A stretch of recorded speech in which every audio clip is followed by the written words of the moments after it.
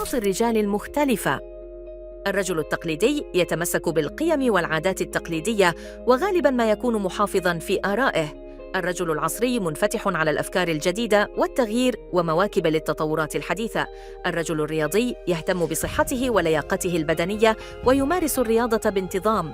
الرجل المثقف يحب القراءة والمعرفة ويهتم بالعلوم والثقافة. الرجل الفنان يتمتع بحس فني وإبداعي وقد يكون موسيقياً أو رساماً أو كاتباً.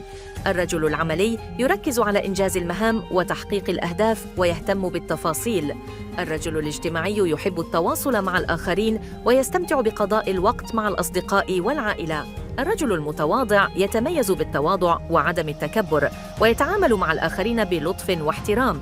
الرجل المرح يحب الضحك والمرح وينشر الإيجابية والسعادة من حوله. الرجل الغامض يتميز بالغموض والتحفظ ولا يكشف عن أفكاره ومشاعره بسهولة. الرجل العقلاني يعتمد على المنطق والعقل في اتخاذ القرارات ويتجنب العواطف. الرجل الانطوائي يفضل البقاء بمفرده ويجد صعوبة في التواصل مع الآخرين. الرجل القيادي يتمتع بشخصية قوية ومؤثرة وقادر على قيادة الآخرين. الرجل الرومانسي يتميز بحساسيته ومشاعره القوية ويعبر عن حبه بطرق رومانسية. الرجل المغامر يحب تجربة الأشياء الجديدة والمثيرة ولا يخاف من المخاطرة. الرجل المتفوق يسعى لتحقيق النجاح في حياته المهنية والشخصية ويتميز بطموحه العالي.